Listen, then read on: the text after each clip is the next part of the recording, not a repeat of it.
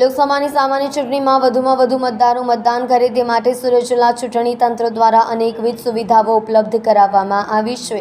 ચૂંટણી પંચની ગાઈડલાઈન અનુસાર 85 વર્ષથી વધુ ઉંમરના વૃદ્ધજનો ઘર બેઠા પોસ્ટલ બેલેટથી મતદાન કરી શકે તેવી સુવિધા ઊભી કરવામાં આવી છે। આજે બારડોલી સંસદીય મત વિસ્તારમાં આવેલા બારડોલી તાલુકાના માંગરોળિયા ગામના 102 વર્ષના વાલીબેન કેશવભાઈ પટેલે પોસ્ટલ બેલેટથી મતદાન કરીને સૌને મહત્તમ મતદાન કરવાનો સંદેશો આપ્યો હતો।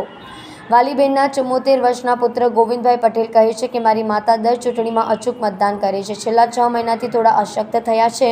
આજે ચૂંટણી તંત્રએ પોસ્ટલ બેલેટથી ઘર બેઠા મતદાન કરાવ્યું, જે બદલ સૌનો આભાર માન્યો હતો। લોકશાહીના મહાપર્વમાં સૌને મતદાન કરવાની અપીલ કરી હતી। તેઓ કહે છે કે અમારો પરિવાર પહેલેથી જ ખેતીકામ સાથે સંકળાયેલો છે।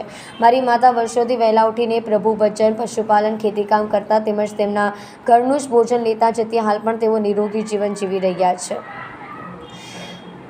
હું અને મારી પત્ની લતાબેન મારી માતાની સેવા માટે અહીં વતનમાં જ રહીએ છીએ, ત્યારે અમારા પુત્ર તથા ભાઈઓ અમેરિકામાં સ્થાયી થયા છે।